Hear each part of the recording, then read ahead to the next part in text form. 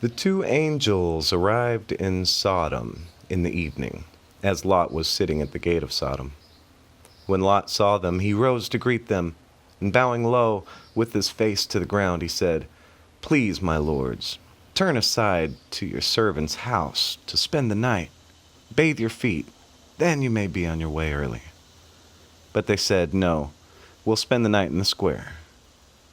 But he urged them strongly. So they turned his way and entered his house. He prepared a feast for them and baked unleavened bread, and they ate. They had not yet lain down when the townspeople, the men of Sodom, young and old, all the people to the last man, gathered about the house. And they shouted to Lot and said to him, "Where are the men who came to you tonight? Bring them out to us, that we may be intimate with them." So Lot went out to them to the entrance, shut the door behind him, and said, "I beg you, my friends, do not commit such a wrong. Look, I have 2 daughters who have not known a man. Let me bring them out to you, and you may do to them as you please. But don't do anything to these men, since they have come under the shelter of my roof." But they said, "Stand back. The fellow," they said, "came here as an alien, and already he acts the ruler. Now we will deal worse with you than with them." And they pressed hard against the person of Lot, moved forward to break the door, but the men stretched out their hands and pulled Lot into the house with them and shut the door. And the people who were at the entrance of the house, young and old, were struck with blinding light, so that they were helpless to find the entrance. Then the men said to Lot, "Whom else have you here? Sons-in-law, your sons and daughters, anyone else that you have in the city, bring them out of the place. For we're about to destroy this place, because the outcry against them before the Lord has become so great that the Lord has sent us to destroy it." So Lot went out and spoke to his sons-in-law who had married his daughters and said, "Up, get out of this place, for the Lord is about to destroy the city." But he seemed to his sons-in-law as one who jests. As dawn broke, the angels urged Lot on, saying, "Up, take your wife and your 2 remaining daughters, lest you be swept away because of the iniquity of the city."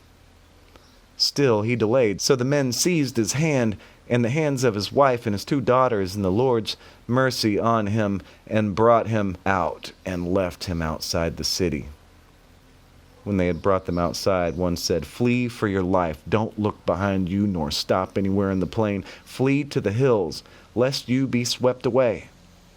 But Lot said to them, "Oh no, my lord. You've been so gracious to your servant, have already shown me so much kindness in order to save my life. But I cannot flee to the hills, lest the disaster overtake me and I die. Look, that town there is near enough to flee to. It's such a little place. Let me flee there. It is such a little place, and let my life be saved." He replied, "Very well. I will grant you this favor too, and I will not annihilate the town of which you have spoken. Hurry, flee there, for I cannot do anything until you arrive there." Hence the town came to be called Zoar. As the sun rose upon the earth and Lot entered Zoar, the Lord rained upon Sodom and Gomorrah sulfurous fire from the Lord out of heaven.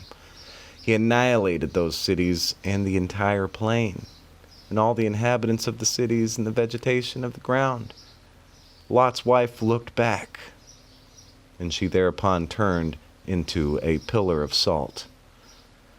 The next morning Abraham hurried to the place where he had stood before the Lord. Looking down toward Sodom and Gomorrah and all the land of the plain, he saw the smoke of the land rising like the smoke of a kiln. Thus it was that, when God destroyed the cities of the plain and annihilated the cities where Lot dwelt, God was mindful of Abraham and removed Lot from the midst of the upheaval. Lot went up from Zoar and settled in the hill country with his 2 daughters, for he was afraid to dwell in Zoar. And he and his 2 daughters lived in a cave. The older one said to the younger, "Our father is old, and there's not a man on earth to consort with us in the way of all the world. Come, let us make our father drink wine. Let us lie with him, that we may maintain life through our father. That night they made their father drink wine, and the older one went in and lay with her father. He did not know when she lay down or when she rose. The next day the older one said to the younger, See, I lay with father last night. Let us make him drink wine tonight also, and you go and lie with him, that we may maintain life through our father. That night also they made their father drink wine. The younger one went and lay with him, did not know when she lay down or when she rose. Thus the two daughters of Lot came to be with child by their father. The older one bore a son and named him Moab. He is the father of the Moabites today. And the younger also bore a son, and she called him Ben-Ami. He is the father of the Ammonites of today.